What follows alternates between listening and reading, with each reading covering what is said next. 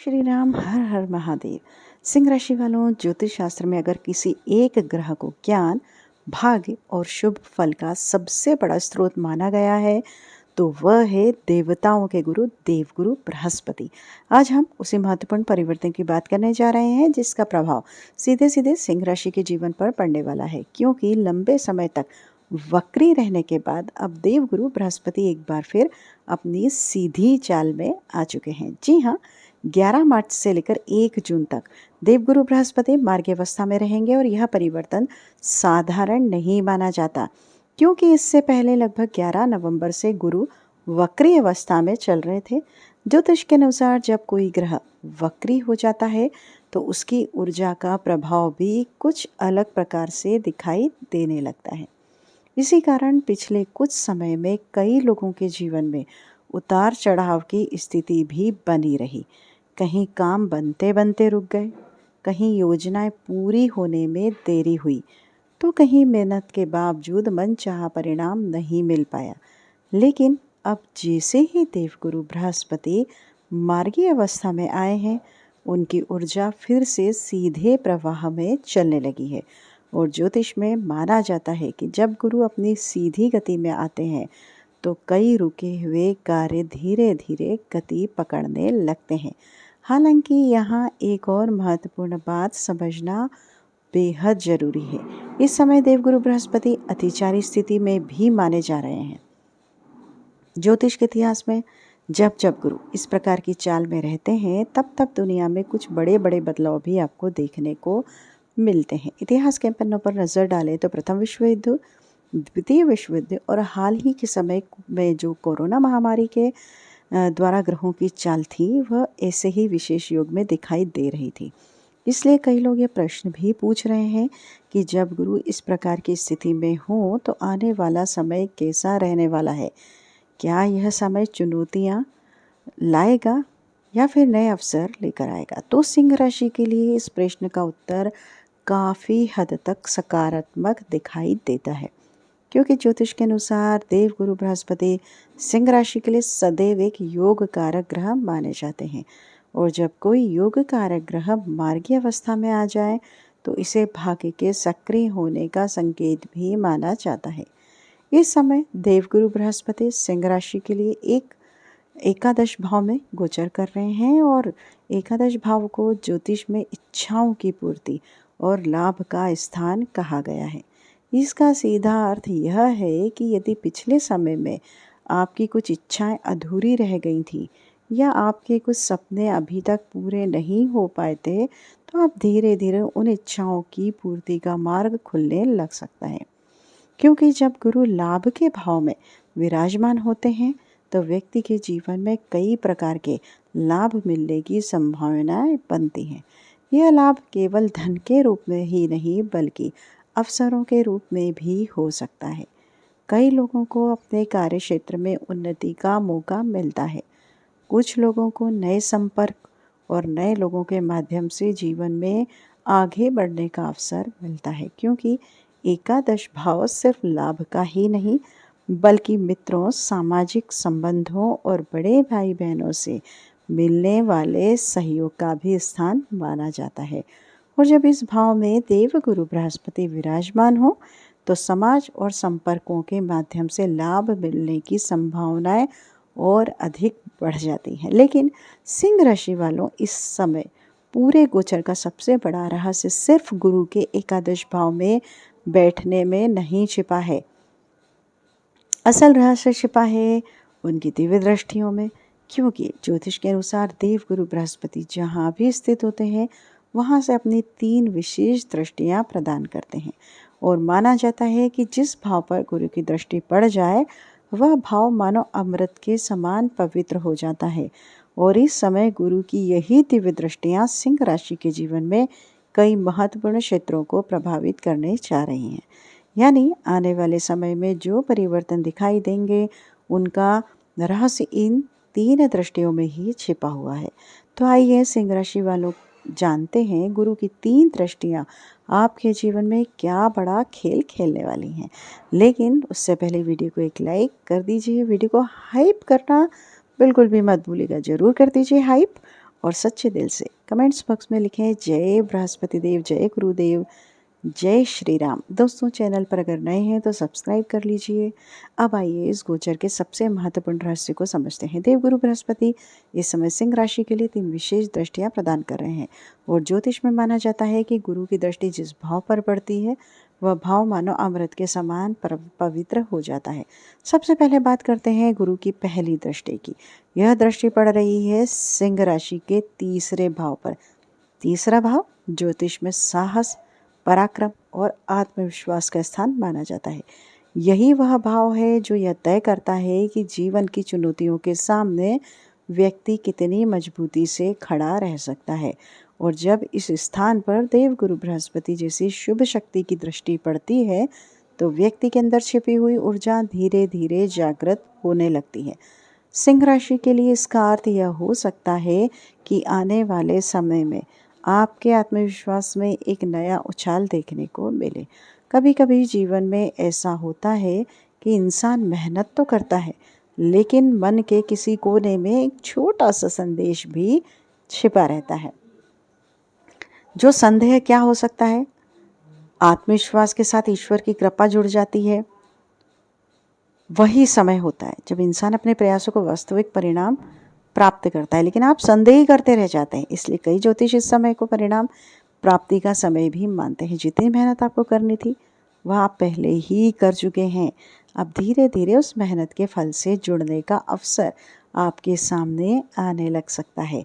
विशेष रूप से यदि आप मार्केटिंग, सेल्स, कम्युनिकेशन या नेटवर्किंग से जुड़े कार्य करते हैं तो इस समय गुरु की कृपा आपके प्रयासों को गति दे सकती है।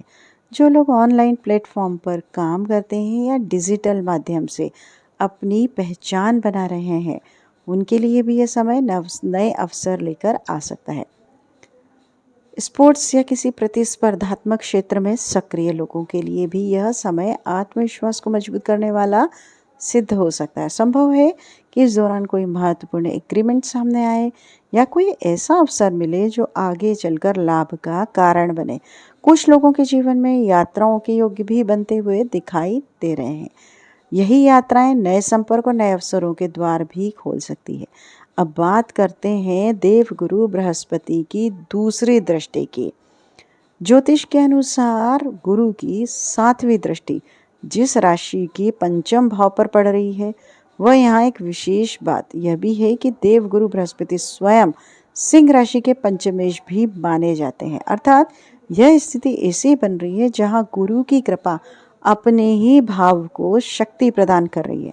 पंचम भाव ज्योतिष में संतान, शिक्षा, बुद्धि और रचनात्मक का स्थान माना जाता है। इसलिए यह समय संतान से जुड़े मामलों के लिए भी सकारात्मक संकेत देने वाला हो सकता है। जो लोग संतान प्राप्ति की इच्छा रखते थे उनके लिए परिस्थितियां अनुकूल बनने लग सकती हैं और जिन लोगों की पहले से संतान है उनकी प्रगति और उन्नति से जुड़ी खबरें भी सुखद हो सकती हैं।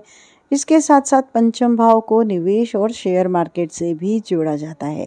इसलिए कुछ लोगों के लिए निवेश से जुड़े मामलों में सही निर्णय लेने का अवसर बन सकता है। जो लोग कला से जुड़े हुए हैं जैसे सिंगिंग, डांसिंग या किसी भी प्रकार की क्रिएटिव गतिविधियों में सक्रिय हैं उनके लिए भी गुरु की यह दृष्टि नई प्रेरणा, नई पहचान उनको दिला सकती है। और देवगुरु बृहस्पति ज्ञान और विवेक के कारक माने जाते हैं। इसका अर्थ यह भी हो सकता है कि यदि जीवन में कोई ऐसा निर्णय था जहां आपको सही मार्गदर्शन की आवश्यकता थी तो इस समय किसी अनुभवी व्यक्ति या किसी मेंटर का सहयोग भी आपको मिल सकता है। उनके मार्गदर्शन से आप अपने जीवन को एक बेहतर दिशा में ले जाने में सफल हो सकते हैं। अब आगे बढ़ते हैं देवगुरु बृहस्पति की तीसरी दृष्टि और सबसे महत्वपूर्ण दृष्टि की ओर।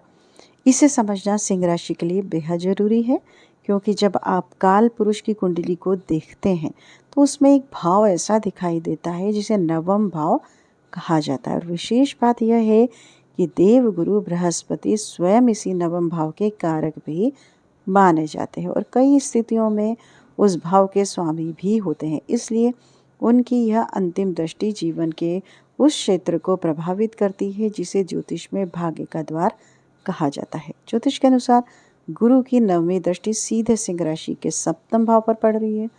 सप्तम भाव को सामान्य रूप से साझेदारी, व्यापार और सार्वजनिक जीवन का स्थान माना जाता है। लेकिन यदि ज्योतिष के गहरे सिद्धांतों को देखें तो यहाँ एक और महत्वपूर्ण बात समझ में आती है।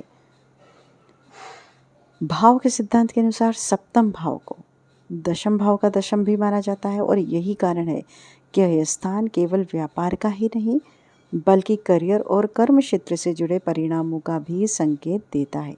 इसका सरल अर्थ यह है कि देवगुरु बृहस्पति की यह दृष्टि आपके करियर और व्यवसाय से जुड़े क्षेत्रों को एक शुभ संयोग से जोड़ने का संकेत दे सकती है।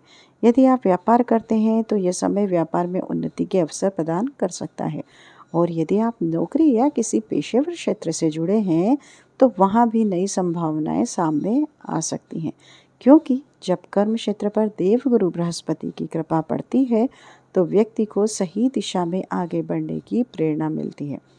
अक्सर लोग यह प्रश्न करते हैं कि जीवन में बड़ा क्या है, कर्म या भाग्य, लेकिन ज्योतिष का सिद्धांत कुछ और कहता है। वास्तविक उन्नति तब होती है जब कर्म और भाग्य दोनों एक साथ काम करते हैं, क्योंकि कर्म का क्षेत्र शनि से जुड़ा हुआ होता है, मतलब माना जाता है, और भाग्य का क्षेत्र जो है देवगुरु बृहस्पति से। इसलिए यदि व्यक्ति अपने कर्म को नहीं छोड़ता और भाग्य का आशीर्वाद भी उसे मिल जाता है तो वही व्यक्ति धीरे धीरे उन्नति के शिखर तक पहुंच सकता है। यही कारण है कि इस समय सिंह राशि के लिए एक महत्वपूर्ण संदेश यह भी है, आप अपनी मेहनत जारी रखिए, अपने प्रयासों को मत रोकिए, क्योंकि जब व्यक्ति कर्म करता है तो देवगुरु बृहस्पति की कृपा उसे सही समय पर परिणाम से भी जोड़ देता है। इस समय देवगुरु बृहस्पति सिंह राशि के लिए एकादश भाव में स्थित हैं। एकादश भाव लाभ, इच्छाओं की पूर्ति और उपलब्धियों का स्थान माना जाता है और इस समय गुरु कर्क राशि में विराजमान होकर सिंह राशि के जीवन पर अपना शुभ प्रभाव प्रदान कर रहे हैं। लेकिन यहाँ एक और रोचक बात है जिसे समझना भी बेहद जरूरी है। यह स्थिति हमेशा ऐसी नहीं रहने वाली। कुछ समय बाद जैसे ही 1 जून का समय बीतेगा, गुरु अपनी अगली चाल में 12वें भाव की ओर बढ़ेंगे और ज्योतिष के अनुसार 12वें भाव में देवगुरु बृहस्पति उच्च स्थिति प्राप्त करते हैं। अब यहाँ पर और गहरी बात समझिए।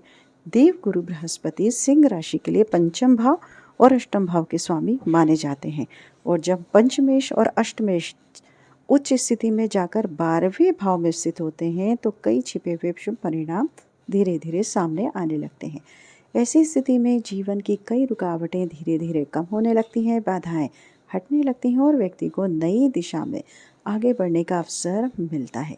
इसलिए कुल मिलाकर यह समय सिंह राशि के लिए एक सकारात्मक परिवर्तन का संकेत देता हुआ दिखाई देता है। अब प्रश्न यह आता है कि इस समय में क्या उपाय किए जा सकते हैं ताकि देवगुरु बृहस्पति की कृपा और भी मजबूत हो सके। ज्योतिष में कहा गया है कि गुरु के उपाय के लिए आपको सबसे श्रेष्ठ मार्ग जो है गुरु की ही शरण में जाना होता है। शास्त्रों में एक मंत्र बताया गया है, देवना च ऋषि नाम च गुरुम कांचन सन्निभम बुद्धिभूतम त्रिलोकेशम तम नमामि बृहस्पतिर। अर्थात हम उस देव गुरु बृहस्पति को प्रणाम करते हैं जो देवताओं और ऋषियों के गुरु हैं, जो ज्ञान के स्वरूप है और तीनों लोकों के स्वामी माने जाते हैं। यदि आपको अपने गुरु से कोई एक गुरु मंत्र प्राप्त हुआ है तो आप उसका नियमित जाप अवश्य करिए, अत्यंत फलदायी माना जाता है, क्योंकि गुरु मंत्र के जो है अद्भुत शक्ति होती है गुरु मंत्र में, जो व्यक्ति के जीवन को सही दिशा में ले जाने में सहायक बनती है। इसके साथ साथ संतों और ब्राह्मणों का भी आशीर्वाद लेना भी गुरु को प्रसन्न करने का एक श्रेष्ठ उपाय माना गया है। ज्योतिष में यह भी कहा गया है कि तीर्थ स्थानों में देव गुरु बृहस्पति का विशेष निवास माना जाता है। इसलिए यदि अवसर मिले तो किसी पवित्र स्थान की यात्रा करना भी भाग्य को मजबूत करने वाला सिद्ध हो सकता है। ऐसा माना जाता है कि जब व्यक्ति तीर्थ यात्रा से वापस लौटता है तो वह केवल एक तीर्थ यात्रा पूरी करके नहीं आता, बल्कि अपने साथ एक नई सकारात्मक ऊर्जा और शुभ भाग्य भी लेकर आता है, क्योंकि देवगुरु बृहस्पति सात्विक और धर्म के कारक माने जाते हैं।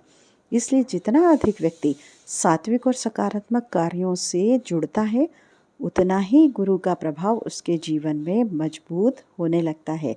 और जब गुरु मजबूत होते हैं तो भाग्य भी धीरे धीरे व्यक्ति का साथ देने लगता है।